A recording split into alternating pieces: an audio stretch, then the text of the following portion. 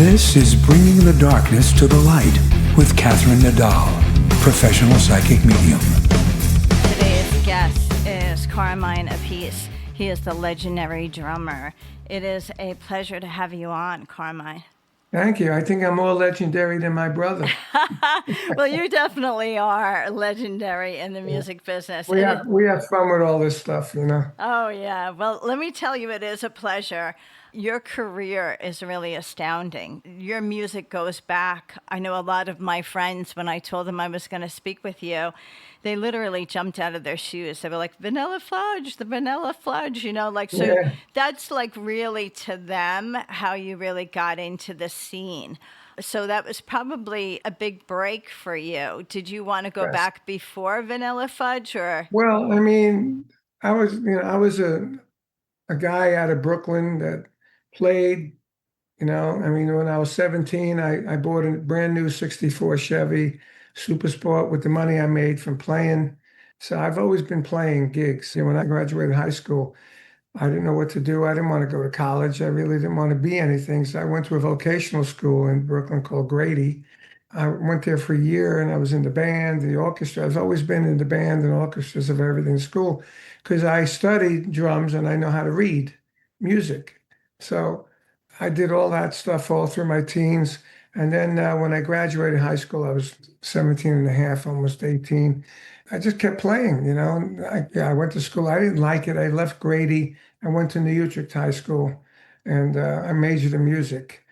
You know, so I was all about music all the time. So after I graduated, you know, I didn't know what I wanted to be. I just wanted to play. My dream was to be like my drum teacher.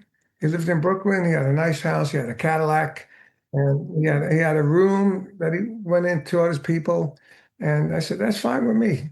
And I played all the clubs in New York, and I played one club opposite Jimi Hendrix. He was called Jimmy James at the time in the Blue Flames, and we both played half hour on, half hour off.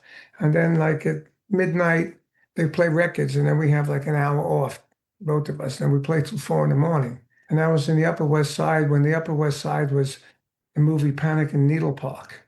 So when the break, we went up to some black prostitute's apartment and we smoked some pot. And Jimmy looked out the window and said, man, I want to make it. I said, what do you mean make it? He said, yeah, I want to make it. I want to be a recording star. I said, wow. He said, what about you? And I said, well, I don't care. I just want to make money to have a house and a Cadillac, you know, all that was going on. So when I did make it, I went to England with Vanilla Fudge and we were playing there and we were the talk of the town. And I saw Jimmy at this restaurant in this club that everybody played this club. It was like it's the place to play. And Jimmy was in the restaurant and I went in there and I knew Jimi Hendrix was Jimmy James because he played with his teeth. Nobody else did that, you know? So when I went up to him and I said, hey, Jimmy, come on, I look different now. And he looked different. I said, remember me? I played with, I think it was The Beats was the name of my group. We played at the Lighthouse for 3 weeks, whatever it was. He said, yeah, I remember you. He says, yeah. I said, so you're Jimi Hendrix? He goes, yeah. I said, what happened to Jimmy James? He said, well, it's my real name, Jimi Hendrix. I said, wow. He said, what are you doing here? I said, I play with Vanilla Fudge. He goes, wow, I love the Fudge. So that started a career of knowing him in the business. We've done a lot of shows together. We've done a lot of things. We recorded at his studio. We did all kinds of stuff, you know. That's how it started with me. You know, I joined Vanilla Fudge from the group. I was in the group, The Beats, I think it was called. And Mark and Vinny from the Fudge came in and said, we heard about you. You're a killer drummer, you're technical, and you have a great foot, and you sing. I said, yeah, we'd like you to join our band called The Pigeons. I said, I don't know, I'm doing good here. I'm making $300 a week. You know, back in 66, $300 a week was good money. And I was always working. I said, yeah, but we're gonna try and make it with a manager that'll pay us $100 a week, whether we work or not. Just work on songs so we can record and try and make it. I said, and I was married to my first wife at the time, which I ended up getting an annulment real quick because it was just one of the things. I married the girlfriend that I went to school with, you know. And I told my parents the day before I get married, I don't want to get married. And they said, you're going to marry, you son of a, you know. You get married at the church and you got a wedding and a reception. I said, okay, I'll get married. So I got married and that didn't last long. It lasted 9 months. And I was working a lot with Vanilla Fudge. I was out of town a lot, and we were called the Pigeons at the time. And I went to check them out, and they were great. I said, "Wow, I never really played with a bass player that good. You know, it was always mediocre. I only played with one bass player. It was mediocre. The rest of my bands had left-hand bass on the keyboard or an organ, you know." And when I played with Tim Bogert, I said, "Oh man, this guy's unbelievable." And Mark Stein's voice was unbelievable, and his keyboard player was unbelievable. And Vinny was a great guitar player, great rhythm, and they all sang great. And I fit right in there because I used to sing doo-wop in Brooklyn in the subways. I said, "Wow, these guys are good." So I committed to doing them. And 9 months later, we had a hit record on the charts. You know, you keep hanging on. And we knew that would be a hit record because whenever we played live, the whole first album was pretty much our show whenever we played a club. People tried to dance to Vanilla Fudge, and you know, it's not a dance kind of music. But the only song they didn't try to dance was Keep Me Hanging On. When we started playing that, everyone came up to the front of the stage and watched us. As you can see on the Ed Sullivan Show, we were a bit wild and crazy. All the other bands on the Ed Sullivan Show, they just stood there and played. We were crazy if you look at it. Have you seen that clip? Yes, I have. Okay, so you know what I'm talking Yes, I about. do. Yeah. Yeah, yeah. So, you know, that was it, you know, and we recorded the demo, one take mono. We just played it and sang it all at once. We made a demo, and that was the song. That was the actual performance that was on the hit record, right? It's like 7.5 minutes that changed my life. Yeah, it's amazing when that happens, you know. They say like Unbelievable. You you know? And capture Vinny, my gold. brother, was like, I was, let me see, I was 20 years old when I was on the Ed Sullivan Show. I was 19 when we made it. So Vinny was 11 years younger than me. So he was like 9. He's seen his brother on TV all the time. And that influenced him to, I want to do that. And then I left drum set home. And next thing I know, I go home one time, he's like 8, 9 years old, and he's playing drums. And we did an album together. And I wrote the song called Brothers in Drums. The famous words from my mother was, did he do this himself? How's he learn this? He goes, he's in there all day long driving me crazy like you did. So I used that in the song, you know? And then I said, well, he's got talent. Let's send him to my drum teacher. So by the time he's like 13 or 14, he'll be great. And that's what we did. We sent him for lessons. So I've been steering his career ever since he's 8 years old. And then he made it on his own. He made it without me. He made it with Rick Derringer. You know? Yes, that's amazing. You and I had actually mentioned Rick Derringer before we started to record today. Yeah. Did you want to kind of tell the audience Yeah. about that? Rick was an old friend of mine. I knew him from before Vinny knew him, and many, many years. And we've been through years and played gigs together and done this. Me and him did a solo record together in '82 called Derringer and Appice. You know, we did some wrestling stuff together. We did a lot of stuff. And Vinny played with him in the group called Derringer, and then they broke up, and Rick went on to do other stuff. And that's when I played with him. But he died last year, and we were good friends. I mean, I was on the phone with him the night before he died. And I had done a recording with him in 2022. It's called The United States.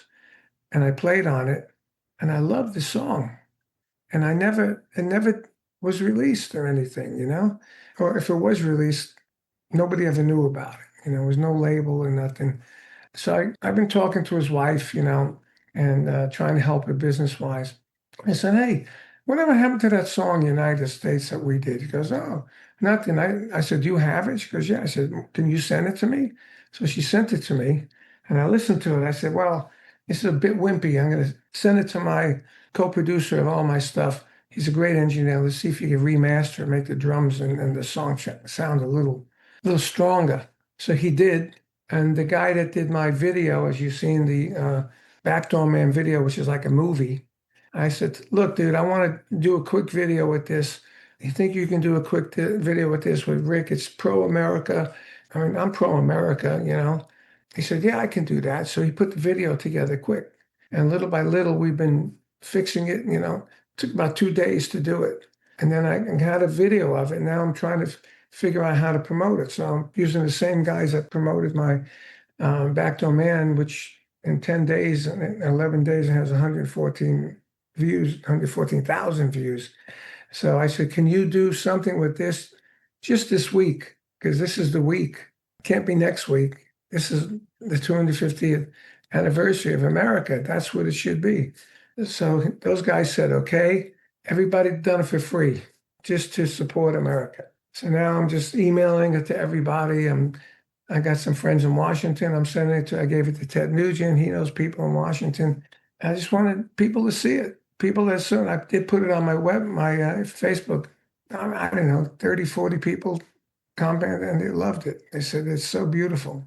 And I'll send it to you. And Yes, and I will promote it. Yes, this is a very big week, especially here in New York City and Washington, D.C., and also around the world because everyone's aware of what America stands for. So I really appreciate that, and I will promote that.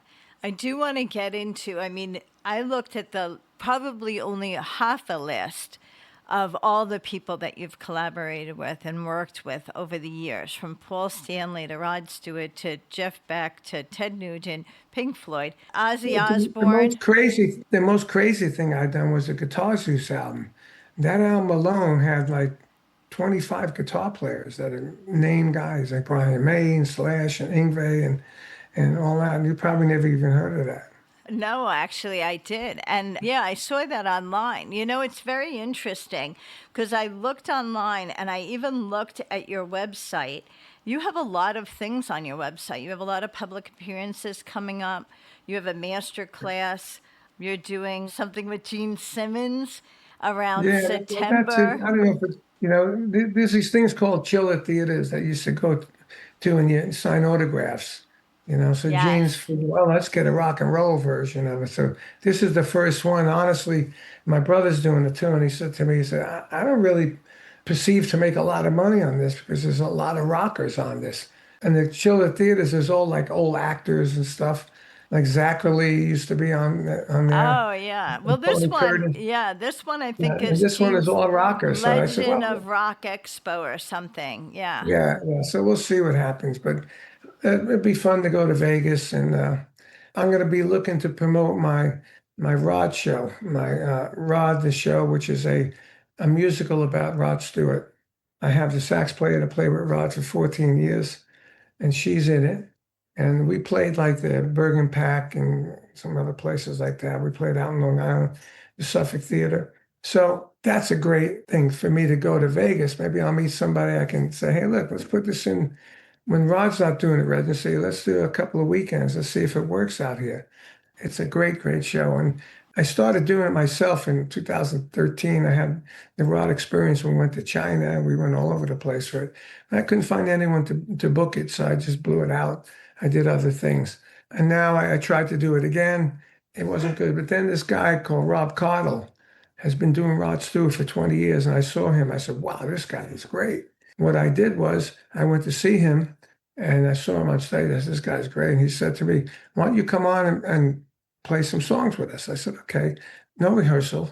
I just walked out. He introduced me to the place, went crazy. And I played 5 or 6 songs with him. And it was awesome. The audience was going nuts. So he came off the stage, we finished, and he said, let's be partners. I said, yes. Because I wrote all these things. I wrote them. I played on them. I helped produce them. I did vocals with Rod. I did background vocals. So your Rod show, does that have Rod Stewart in it, or is it more of a No, tribute kind of to the not a music? tribute. It's a musical. Oh, wow. So it's an It's actual called play. Rod the Show, celebrating the music and legacy of Rod Stewart, Oh, which I okay. told Rod about, and he said, wow, I'm honored. So it's not a tribute.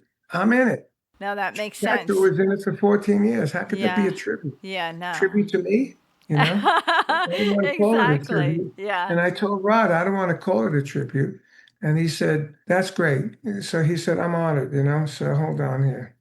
Okay, I got a YouTube of the Rick thing, the Rick Derringer thing. I just got my guy to put it up on YouTube. So that's Oh, great. great. I could send you a link now. Oh, good. Okay, perfect. Okay. All And right. So then, anyway, so I do that. I do a lot of gigs with that, and we're going to start doing more and more with that. I love playing it because I haven't played it in years. Rod keeps playing Do You Think I'm Sexy and Hot Legs and all the songs that I did, but I don't get to play them. So with this show, I get to play them. I tell stories on how the songs were made, and it's funny. I crack some jokes in it, and in my middle of my drum solo, I go solo, hey, hey, and everybody answers me. Then I get down to hey, hey, hey, and I slow it down. I go, how many here from Brooklyn? They go, hey, especially in Florida, a lot of people from Brooklyn. We just played last weekend. I said, when I walk around the street, I say to my friend, I go, hey, and he goes, hey, back. So I go, hey, and the whole audience goes, hey. It's just a lot of That's fun. so great. Yeah. Yeah. You're So also I'm still still, going you're at my still, age. yeah. Well, listen, the power is in you. You have it. You're still doing some stuff with Vanilla Fudge on your Yes. website. So can you Yeah. tell the audience about that? Well, there's still 3 out of 4 guys. We only lost Tim Bogut. People love it. We go to these 300, 400 seat theaters and sell out. When we do You Keep Me Hanging On, they go crazy. And we do You Keep Me Hanging On in my Rod show because we did it with Rod. We do it differently. When the part goes, there ain't nothing I can do about it. The singer falls to the floor, and our merch girl comes out and puts a cape on him like James Brown. That is So, terrific. Wow. yeah, Very so cool. Vanilla Fudge and that You Keep Me Hanging On. Mark Stein played with Dave Mason. He did You Keep Me Hanging On. Any way you play that song, people love it. It's unbelievable. It's been in Tulsa King, Sopranos, there's Once Upon a Time in Hollywood. And I'm going to talk to a guy, he books a lot of that kind of stuff. So we have a new version that we did that sounds just like the old version, so we own it. I did want to move on to talk about your most recent project. We're going to talk about certain songs. So, do you Yeah. want to tell the audience about this new project? We have a lot of. Well, yeah, this one is the second album. It's called Temple of Blues 2. We did Temple of Blues 1. It started out my label that I'm real close with. I'm signed to a lot of projects with them. The owner, who's my friend, said, why don't we do a record that shows the influences of Cactus on all these musicians that they play on Cactus songs again? I said, yeah, okay, so we'll call it Influences and Friends. Oh, great, great. So then I noticed that all my friends were on the Billboard blues charts, like Slash, Robin Trower, Foghat. I said, we got to market this as a blues. So he said, well, let's call it Temple of Blues, Influences and Friends. I said, great. So we did that whole album. We played all different Cactus songs. I got Joe Bonamassa on there, Billy Sheehan, Dee Snider, Ted Nugent, just to name a few. Broke into number 3 on the Billboard blues charts, out of 100, number 3. I said, wow. The label said, let's do another one, Temple of Blues 2. Okay. So I started calling around who would like to do it, found out some feelers. I said, well, let's do 3 Cactus songs, but the rest of them, let's do blues. Let's do real blues. So I went on this album that I loved, and Jeff Beck gave me the album, and Jimmy Page gave Jeff Beck the album, and both of them took some stuff for Led Zeppelin and Jeff Beck off that stuff.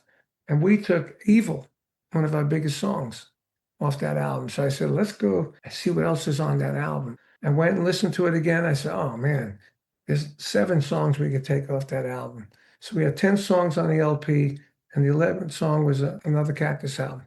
I loved the drum sound on that album. I loved the drum parts on that album. This guy, Morris Levy, was fantastic. Morris Jennings, I'm sorry, it's Morris Jennings.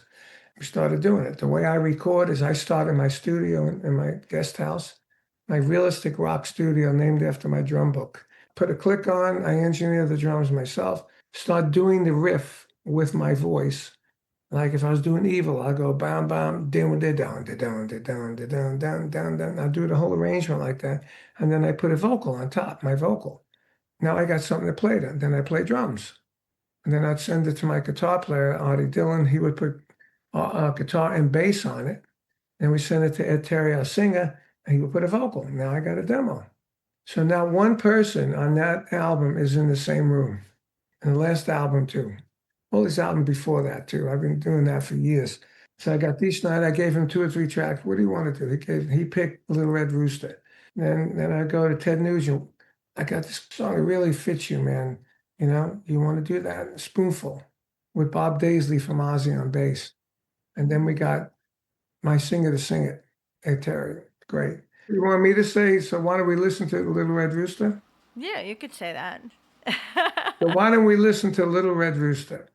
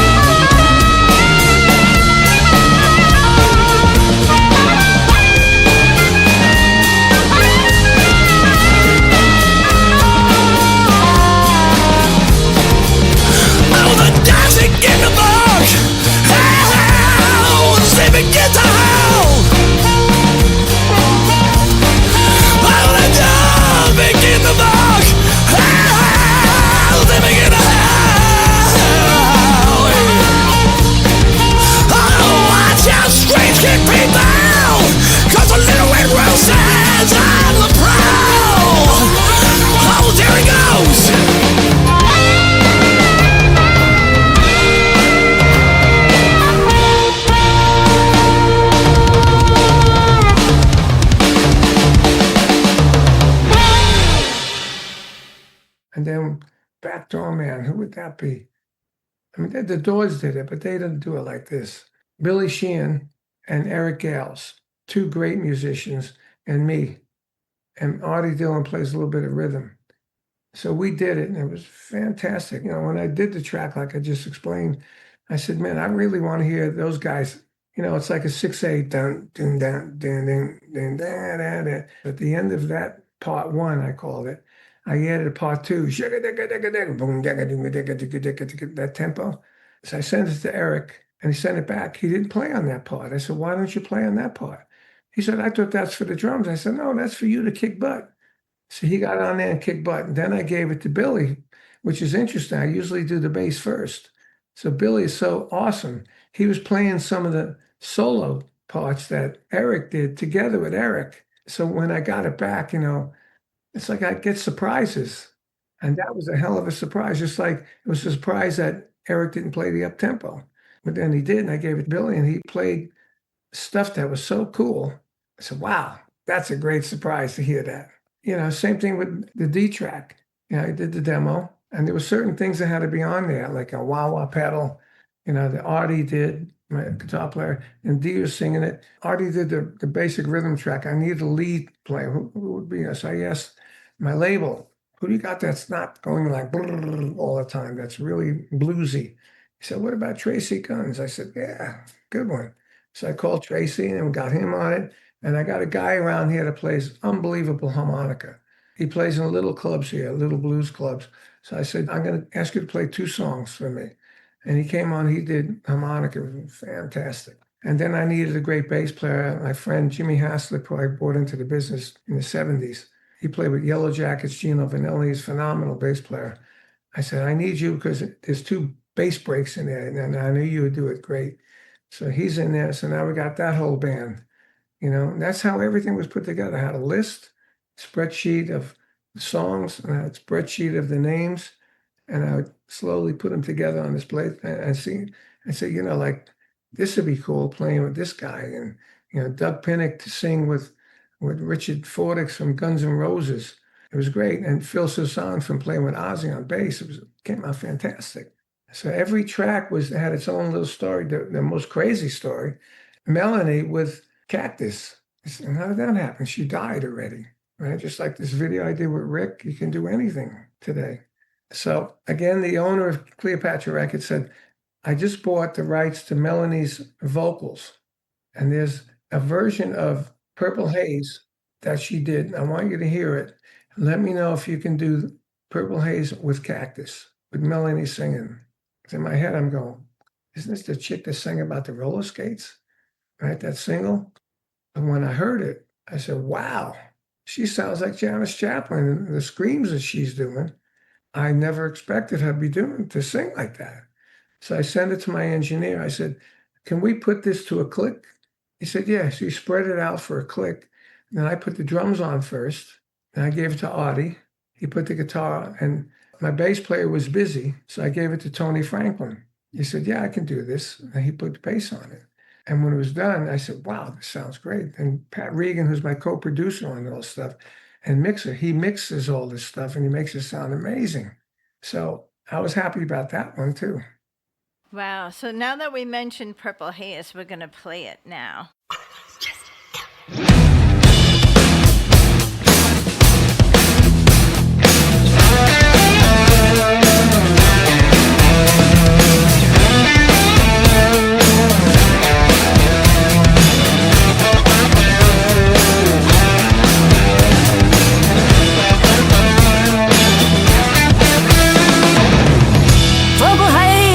All in my brain, oh, lately things don't seem the same. I'm acting funny and I don't know why. Excuse me while I kiss the sky. Kiss the sky. Oh, kiss the sky. Kiss the sky.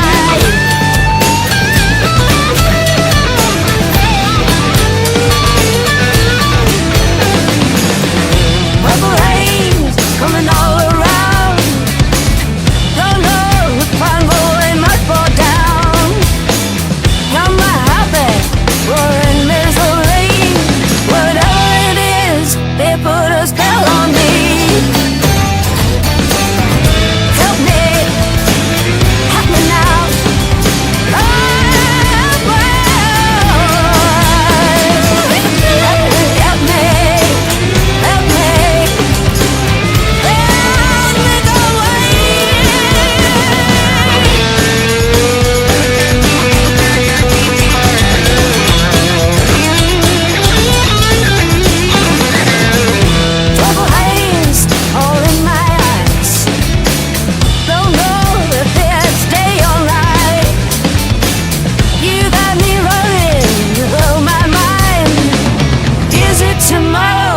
just the end of time. Help me, love me now.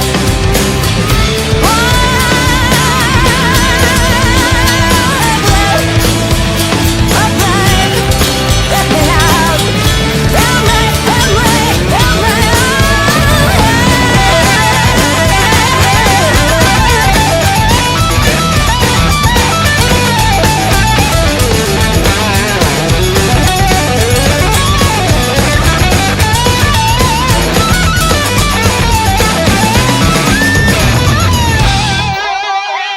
All in my brain.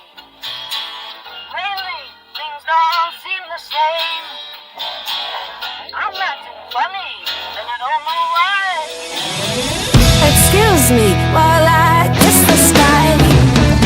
Kiss the sky. Kiss the sky. Kiss the sky. Kiss the sky.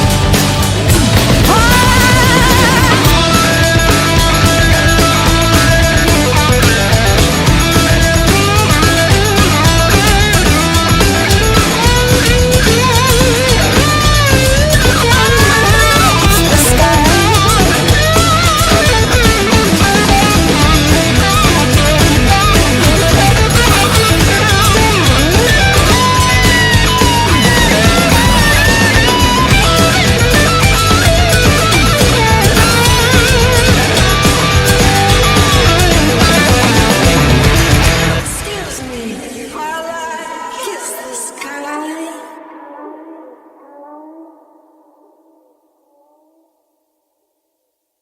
Another Okay. song that I wanted to bring up was 300 Pounds of Joy. Tell me about how that song came about.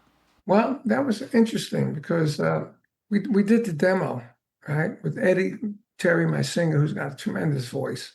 Artie did the rhythm guitar, and then Artie did the bass. Before we gave it to Ty, we gave it to my bass player, James Caputo.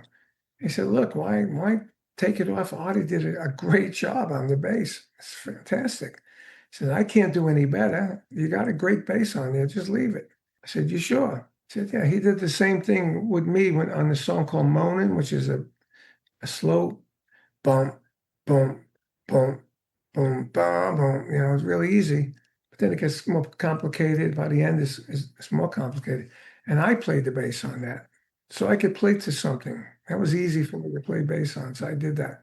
And I came up with the arrangement on bass, basically. So we left Artie on the bass. And then I had on the list, I said, who would play this good? It's like real blues, maybe need a slide and great guitar. So I called Ty. And he said, yeah, okay. And he did it. It's amazing. And the drum sound on that, when the drums first start, it's just ridiculous. Pat mixed the hell out of it. So that's why we may do a next video on that. My video guy said, well, let me come up with an idea. So he came up with an idea of what's 300 pounds, like a wrestler. So he That's said, great. Carmine the Colossal. Wow. And I'm wrestling with some guy and it looked like my face, but you know, my body was like packed. I said, I don't want to be the wrestler, you know. My wife says, it looks a bit egotistical, you being a wrestler, you know, like, I said, yeah, let's make Eddie the wrestler.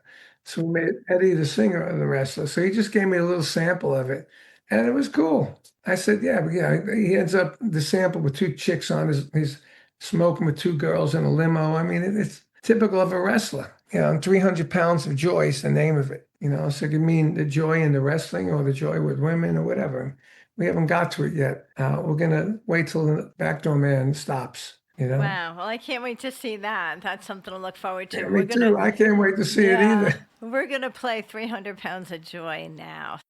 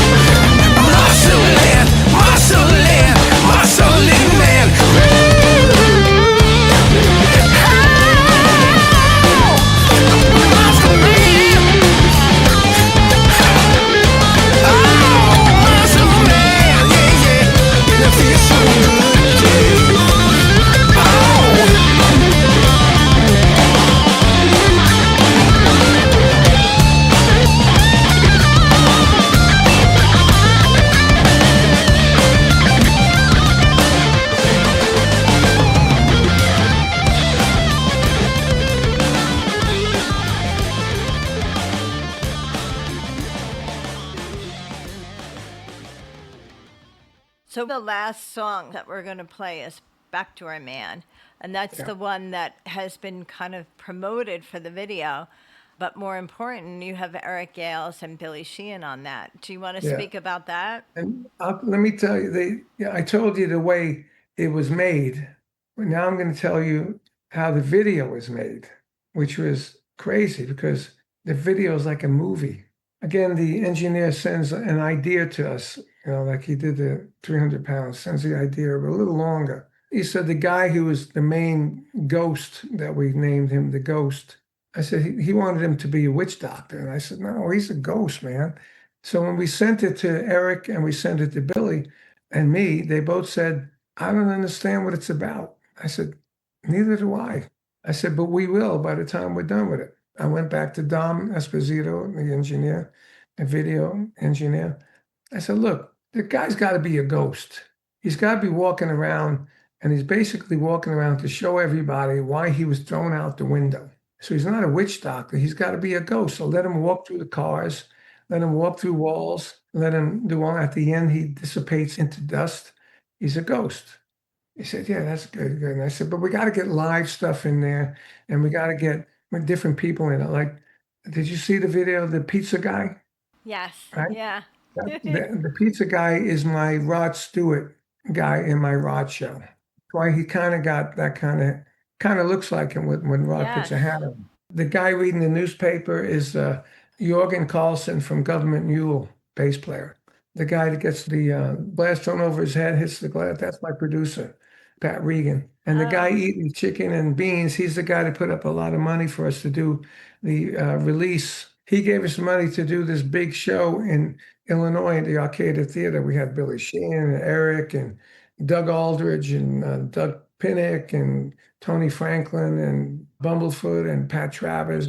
And my guy from the Rod Show he was the MC for the whole show, looking like that with the hat on. I said, you can't look like Rod Stewart. So he put his hat on and he just dressed normally. So that's the guy eating the chicken and beans. So I put everybody in there that I could. And I mean, little by little, we kept changing it to make it understandable that this guy was the ghost going through all these scenes to see why this guy was such a badass. He's a gambler, he's a drinker, he's fighting, he's stealing his friends' women. That's why he got thrown out and got killed.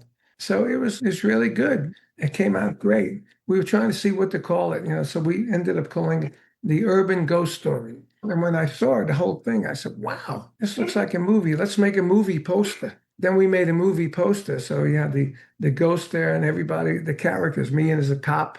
What about me as a cop? Well, that funny? New York. Yeah, it was funny. And here's another one. You being from New York, you remember the Warriors movie? Absolutely. Yes. Okay, you remember the chick on the radio was a black chick with the lips Yes. always telling them what's going on? Yes. What do you got at the beginning? Yes. Yeah. I said, we got to do this. We got to put that in because this is like, New York. It's a crazy New York Warriors kind of story, So we did that, and only people that know that movie would know that. So I talked to some interviewers that are younger, and they don't know what that is. I thought you would, Yes. being a policeman. and all that. Yeah. Well, So you're Warriors. not the only one that used to be a cop. No, I was not a cop. I was in the army. Okay, you're in the army. I'm sorry. Could be considered the same. Yeah. Wow. Yeah. No, that's a classic reference to New York City. Yeah, but I mean, now people are looking at this saying this is like an MTV video. It has a story. And then I said, we got to have playing in it. So we recorded a show we did in Chicago area. We recorded with a 5-camera shoot.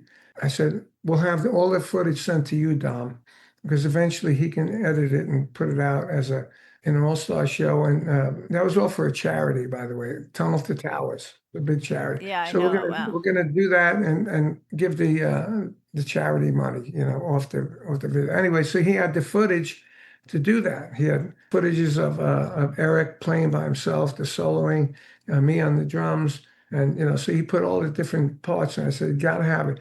That's why it appears on the billboard, and it says Cactus, American Led Zeppelin, which is, what we were called in 1970 when Led Zeppelin just came out. it's amazing. Just to speak with you, number one, is an honor, but number two, to reflect on your wonderful career and your talent, and even how you're still inspiring others with your master class and getting all these projects and the collaboration. It just really impacts the audience, not just the fan base, but the young musicians, Well, thank you. I mean, I wrote a drum book in 1971 that came out. Now it's sold over 450,000 books.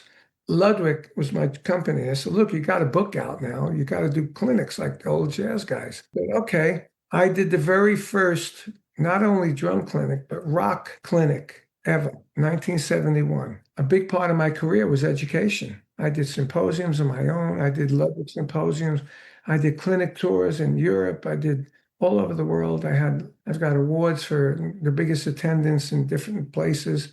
In Paris, I had 1,800 people at a clinic. I had 2,000 in Japan, 2,000 in Australia. It was like, it went beyond a clinic and make it a show. Like Joe Morello, who's a great jazz drummer, said, look, make him laugh, teach him, and play well, and you'll always have a successful clinic. And I did that to the extreme. I mean, sometimes I did stuff. I did disappearing drum solos at clinics. I mean, I did all this crazy stuff. They say, on all these stupid AI videos, drummers that should have made it big, but they were never with a big band. Carmine Appice, number 8 or number 3. And it's true. All these drummers that are big, giant names like John Bonham, Neil Peart, Stuart Copeland, what giant bands. I was never with giant bands for all my career. I always had to do different things. So I made the clinic something new and exciting. I wrote the drum book to make it new and exciting, to teach people. I gave my drum book to Fred Astaire, and I got a letter from Fred Astaire back. And Gregory Peck talked to me about that. Him and Fred Astaire came to see a Rod Stewart show, and I was doing my solo. And Gregory Peck says that Fred Astaire told him, this is the best drum solo I've seen since Gene Krupa. I don't know if you know Gene Krupa. Yes, absolutely. Wow, yeah, that's so that blew my mind because he was my huge idol. compliment. Absolutely, yeah. And then I saw Gregory Peck come up to me at Rod's wedding party, and he comes walking over. He says, hi, Uncle. I say, I know who you are. My mother would die if you was here. And he said, and he told me that Fred wanted to learn to play rock drums, didn't know how. And I said, well, I got a book. I gave him the book. I wrote, good luck, Fred. I hope this helps you out, blah, blah, blah. And he sends me a letter back. I got it framed in my studio. And in my autobiography, which I have, Stick It, My Life of Sex, Drums, and Rock and Roll, which is pretty wild.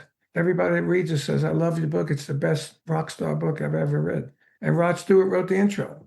In it, I talk about this thing with Fred Astaire, and I get the letter. I go, how about that? A kid from Brooklyn hanging out with royalty from Hollywood. That's amazing. Wow. Well, it has been a pleasure to have you on, Carmine Appice, and I look forward to everything you're doing, and I will continue to promote you. You are really legendary, and a really big thank you from the world of music. It's just incredible, your impact on so many people. I'm very pleased and honored to hear that from you. Yes. Yeah. No, it's amazing. Thank you again.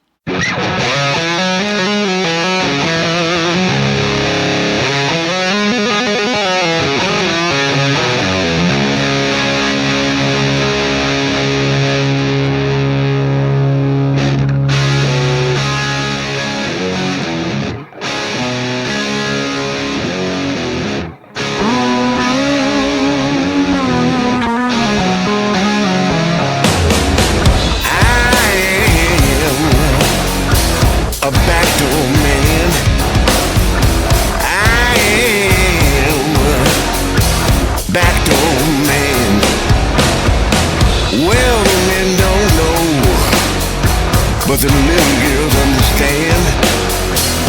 They understand. They understand. When everybody is trying to sleep, I'm somewhere making my midnight creep. Early in the morning, when the rooster crows, something's telling me that I've got to go. I am a backdoor man. I am a backdoor man. I'm a backdoor man. Standing out there, a cop's wife cried. Don't take him down, he'd rather be dead 6 feet in the ground. When you come home you can eat those pork and beans. He eats more chicken than any man I've ever seen. I am a backdoor man. I am a backdoor man. I'm a backdoor man.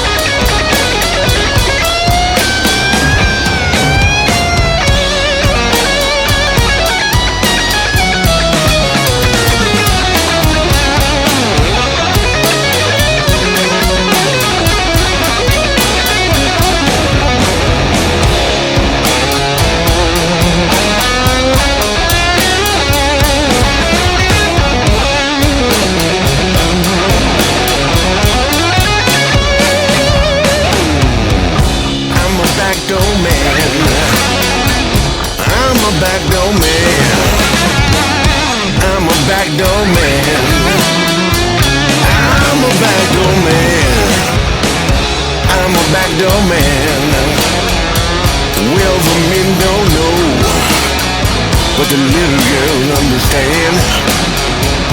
They understand.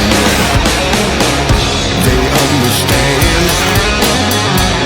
I'm a backdoor man. I'm a backdoor man. I'm a backdoor man.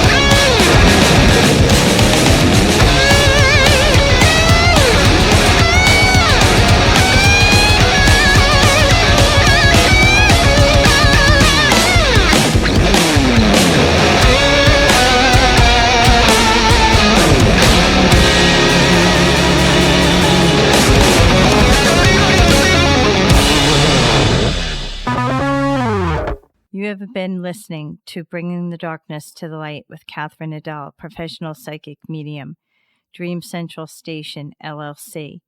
My audio editor is Al Hemberger at the Loft Recording Studios in Bronxville, New York. This is WNEW 102.7 FM radio.